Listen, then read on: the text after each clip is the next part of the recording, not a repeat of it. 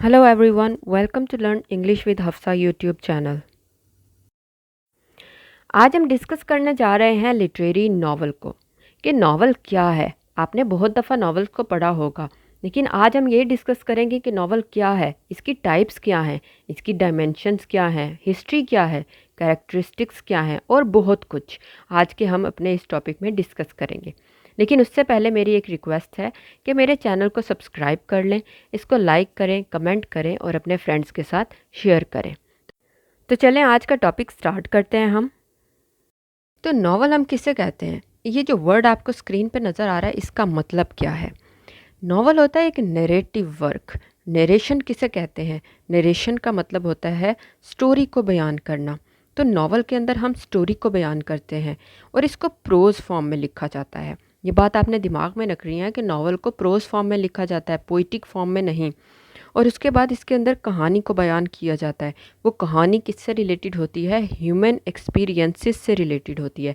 मतलब इंसानी तजर्बात से रिलेटेड कहानियों को बयान किया जाता है नावल के अंदर। और इसकी एक ख़ास लेंथ होती है, उस लेंथ के अंदर इस नावल को लिखा जाता है। अब हमने नावल की डेफिनेशन तो देख ली, लेकिन ये देखना भी तो ज़रूरी है कि नावल स्टार्ट कैसे हुआ, इसका आगाज़ कहाँ से हुआ। नावल लिखने से पहले रोमांसेस लिखे जाते थे, एमेटरी टेल्स लिखी जाती थी। इन दोनों के लिखने का मकसद लव अफेयर्स को बयान करना होता था। मतलब इन दोनों तरह में, रोमांस में और एमेटरी टेल्स में, लव अफेयर्स को बयान किया जाता था। इनके बारे में डिस्कशन की जाती थी, चाहे वो मैजिकल वे हो या कोई और तरीका हो। इन तरीक़ों से इन लव अफेयर्स को बयान किया जाता था। इन दोनों के बाद यहाँ से ही नावल का आगाज़ हुआ। इनके बाद, इनकी एंडिंग के बाद नावल स्टार्ट हुआ। मतलब रोमांस और एमेटरी टेल से नावल को आगाज़ मिला, इनके बाद नावल लिखा जाना लगा। ये देख लिया कि नावल स्टार्ट कैसे हुआ। नावल का स्टार्ट देखने के बाद हम डिस्कस करेंगे अबाउट राइज ऑफ नावल, कि नावल के स्टार्ट होने की रीज़न्स क्या क्या थी। सबसे पहली रीज़न थी अर्बनाइजेशन। जब इंसान देहाती ज़िंदगी से शहरी ज़िंदगी की तरफ आया, शहर में रहने लगा, तो उसकी मसरूफ़ियत बढ़ने लगी। मसरूफ़ियत के साथ साथ प्रॉब्लम्स भी बढ़ने लगी। तो प्रॉब्लम्स को डिस्कस करने के लिए नावल लिखा जाने लगा। उन प्रॉब्लम्स को, उन ह्यूमन एक्सपीरियंसेस को डिस्कस करने के लिए नावल लिखा जाने लगा। दूसरी थी डेमोक्रेटाइजेशन। जब इंसान को जमहूरियत मिली, मतलब जमहूरियत पसंद हो गया, मिडिल क्लास और लोअर क्लास को जब वोट करने का हक मिल गया, तो उसके बारे में, किस तरह से उनको हक मिला, उन सारी चीज़ों के बारे में डिस्कस करने के लिए नावल लिखा जाने लगा। और उसके बाद तीसरी रीज़न थी इंडस्ट्रियलाइजेशन, कि जब इंडस्ट्री आ गई, मशीन का दौर आया, तो बेरोज़गारी बढ़ने लगी, और बेरोज़गारी बढ़ने लगी तो इंसान की प्रॉब्लम्स बढ़ने लगी। तो ये तीनों रीज़न्स, मेनली तीन रीज़न्स थी नावल लिखे जाने की: अर्बनाइजेशन, इंडस्ट्रियलाइजेशन और डेमोक्रेटाइजेशन। कि नावल की हिस्ट्री क्या है, नावल स्टार्ट कहाँ से हुआ। आयन वॉर्ड ने अपना एक बुक लिखी, द राइज ऑफ नावल। उस बुक के अंदर इसने डिस्कस किया कि नावल 18वीं सदी की पैदावार है। मतलब 18th सेंचुरी में ये पैदा हुआ, मतलब राइज हुआ या एमर्ज हुआ। तो उसके मुताबिक, या ओवरऑल क्रिटिक्स के मुताबिक, ये कहा जाता है कि नावल 18वीं सदी की पैदावार है। 18वीं सदी में इसे लिखा जाने लगा। इसलिए कहा जाता है कि सैमुअल रिचर्डसन का नावल पामेला फर्स्ट नावल है इंग्लिश हिस्ट्री में। मतलब इंग्लिश हिस्ट्री में पहला नावल 1740 में लिखा गया, जो कि सैमुअल रिचर्डसन ने लिखा। लेकिन कुछ क्रिटिक्स के मुताबिक जो फर्स्ट नावल है वो डैनियल डेफो ने लिखा, जिसका नाम है रॉबिन्सन क्रूसो। तो ये नावल पहला नावल कहा जाता है जो 1719 में लिखा गया, कुछ क्रिटिक्स के मुताबिक।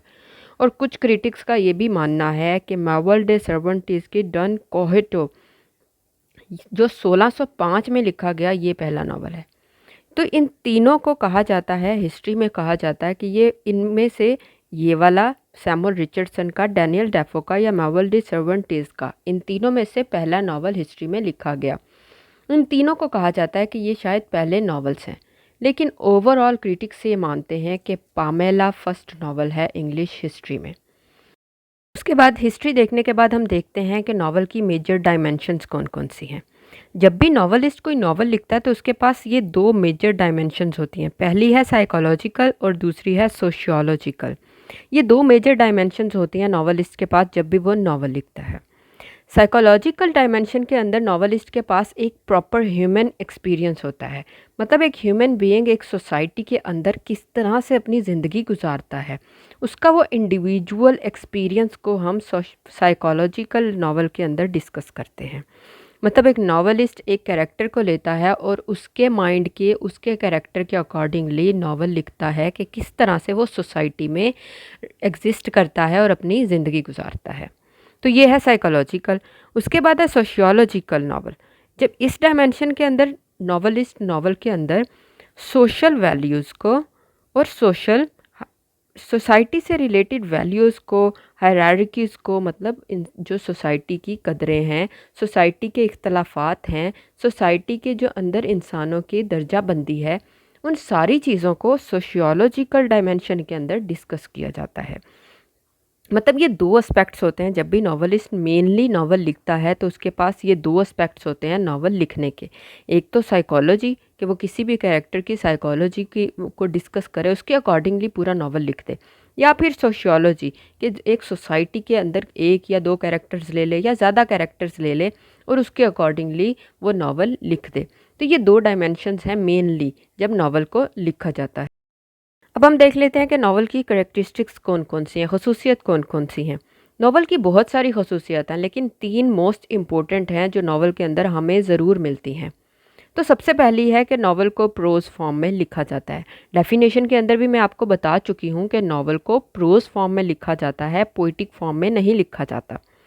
दूसरी इम्पोर्टेंट कैरेक्टरिस्टिक नावल की ये है कि ये कमिटमेंट टू रियलिज़म, हमने डेफिनेशन में ये बात पढ़ी है कि ह्यूमन एक्सपीरियंसेस को नावल के अंदर डिस्कस किया जाता है, तो वो रियलिटी बेस्ड होते हैं। जो भी एक्सपीरियंसेस होते हैं वो रियलिज़म होता है उनमें, मतलब वो रियलिटी बेस्ड होते हैं।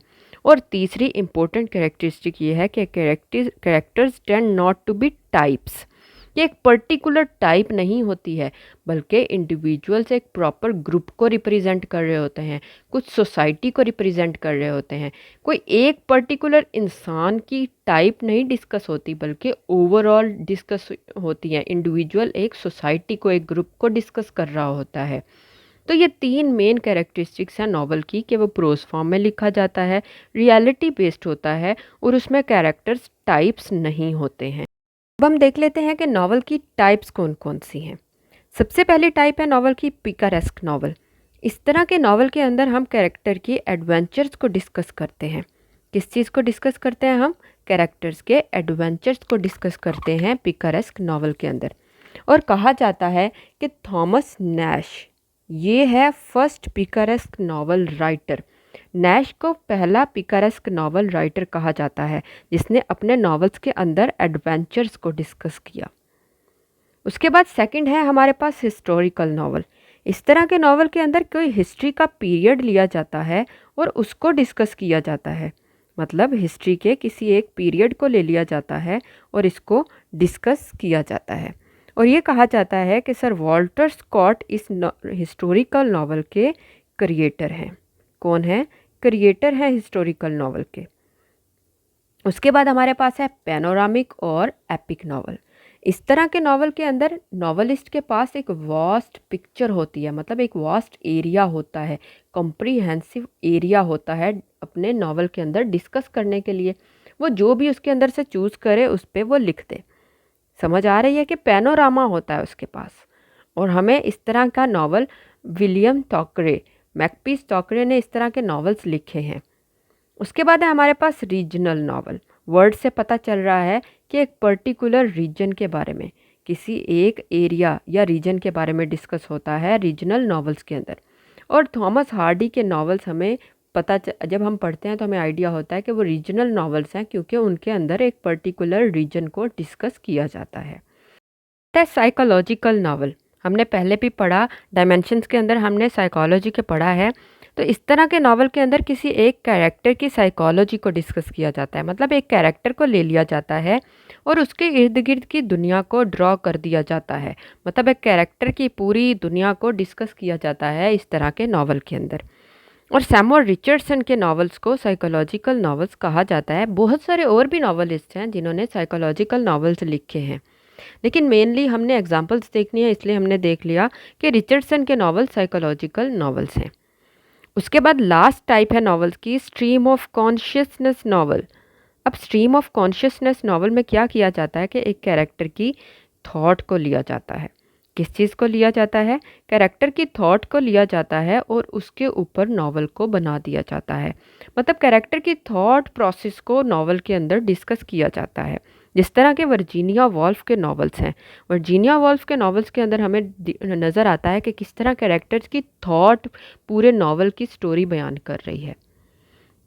तो ये है नॉवल की टाइप्स। हमें मेनली ये 6 टाइप्स हैं नॉवेल्स की, और भी टाइप्स हैं बहुत सारी, लेकिन मेनली 6 टाइप्स हैं नॉवेल्स की।